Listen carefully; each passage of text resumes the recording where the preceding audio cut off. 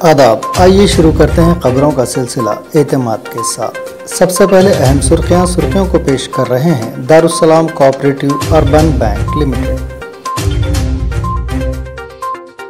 Karnataka high court के फैसले के खिलाफ तुलबा सुप्रीम कोर्ट से रुजू, अदालत उज़्मा ने फौरी समाज से किया इनकार।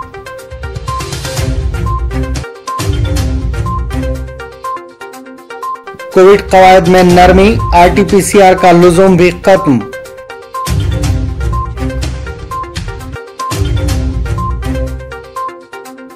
हिजाब पर तनाज़ा, हाई कोर्ट की हिदायत पर कर्नाटक में स्कूल्स दोबारा खोलने का फैसला।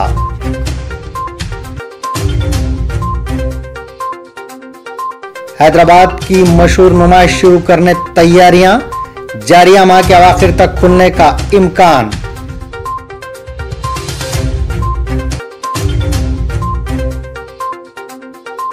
नलगोंडा में खौफनाक सड़क हादसा, 4 नौजवान हलाक।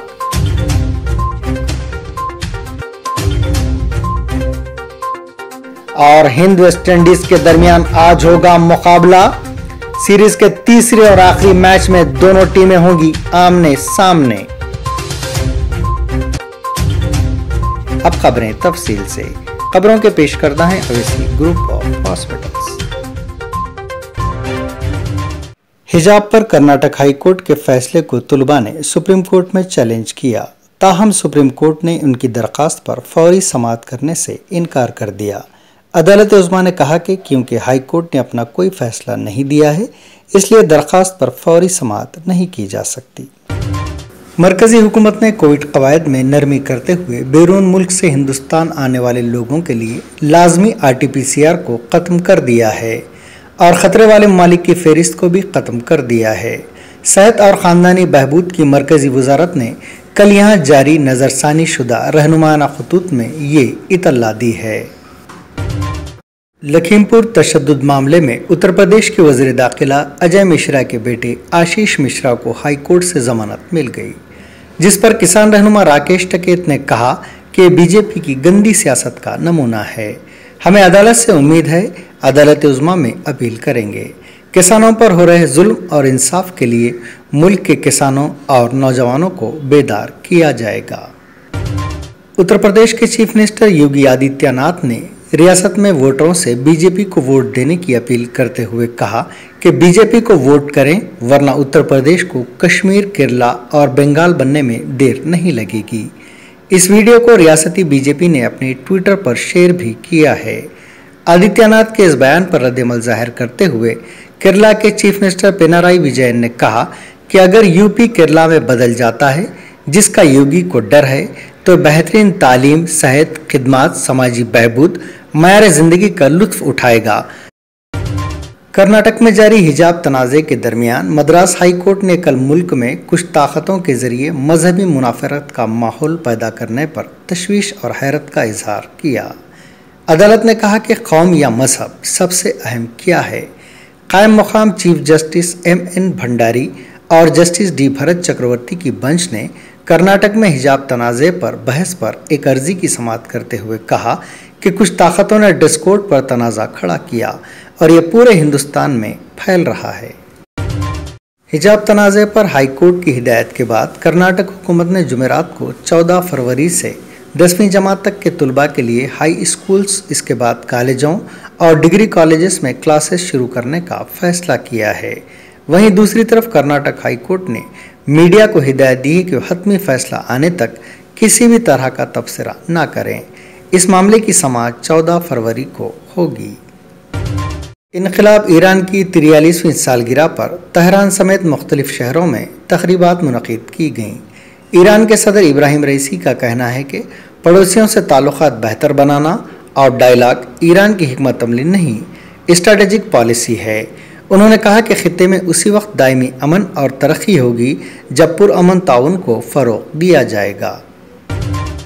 बरतानिया के शहजादा चार्ल्स का कोरोना टेस्ट मुस्बित आया है, जिसके बाद इन्होंने तन्हाई इख्तियार कर ली है।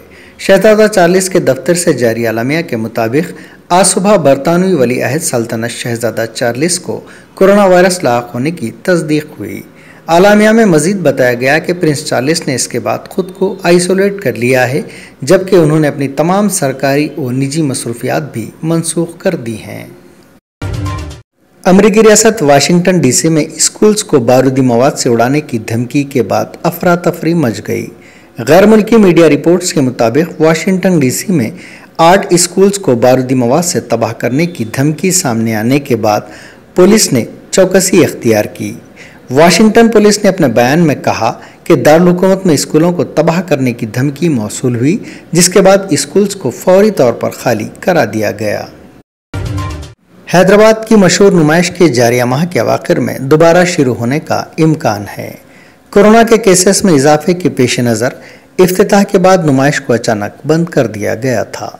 1 जनवरी को गवर्नर डॉक्टर तमिलिसाई सौंदरराजन ने नुमाइश का इफ्तिताह किया था, लेकिन 2 जनवरी को 10 जनवरी तक नुमाइश को बंद करने के अहकाम जारी किए गए थे। इस माह के आखिर में नुमाइश दोबारा खोले जाने के लिए तैयारियां की जा रही हैं। तेलंगाना के जिले सूर्यापेट में पेश आए खौफनाक सड़क हादसे में 4 नौजवान हलाक हो गए। ये हादसा सूर्यापेट जिले के आत्माकुर मंडल के नसीमपेट में आज सुबह पेश आया। हादसा 2 मोटर बाइक्स के तसादुम के नतीजे में पेश आया। मरने वालों की शनाख्त अरविंद, नवीन, आनंद और सतीश के तौर पर की गई है। इन तमाम की उम्रें 22 साल के अंदर बताई गई हैं। तेज रफ्तारी के दौरान दोनों बाइक्स आपस में टकरा गईं। इस हादसे में एक नौजवान दिनेश जख्मी है, जिसकी हालत तशवीशनाक बताई जाती है। इसे हैदराबाद के हॉस्पिटल मुंतकिल कर दिया गया है। हादसा इस कदर खौफनाक था कि दोनों गाड़ियां मुकम्मल तौर पर तबाह हो गईं। कर्नाटक में हिजाब पर पाबंदी के रियासती हुकूमत के फैसले के खिलाफ हिजाब की हिमायत में मौलाना आज़ाद नेशनल उर्दू यूनिवर्सिटी के तलबा की जानिब से कैंपस में रैली निकाली गई। इन तलबा ने अपने हाथों में प्ले कार्ड्स थाम कर ये एहतजाज किया और कहा कि हिजाब इनका हक है और कोई भी इसे नहीं छीन सकता। इस एहतजाजी रैली में बड़ी तादाद में तलबा ने हिस्सा लेते हुए कर्नाटक में हिजाब के लिए जद्दोजहद करने वाली तालिबात के साथ इजहार यकजहती और यगानगत किया। और अब क्रिकेट। इंडिया और वेस्टइंडीज के दरमियान जारी 3 वनडे मैचेस की सीरीज का तीसरा और आखिरी मैच आज अहमदाबाद के नरेंद्र मोदी स्टेडियम में खेला जाएगा। इंडिया सीरीज में 2-0 से आगे है। इससे पहले भारत ने पहले और दूसरे वनडे में वेस्टइंडीज को शिकस्त देकर सीरीज अपने नाम कर ली थी। ऐसे में अब हिंदुस्तान की नजरें क्लीन स्वीप पर होंगी। वहीं तीसरे वनडे में शिखर धवन की वापसी तय है। ये थी एतमाद की खबरें। मजीद खबरों के लिए एतमाद की वेबसाइट मुलाहिजा की जा सकती है। मुल्क और दुनिया भर की ताज़ा खबरों के लिए एतमाद के YouTube चैनल को सब्सक्राइब करना ना भूलें और बेल बटन दबाने के अलावा शेयर करें।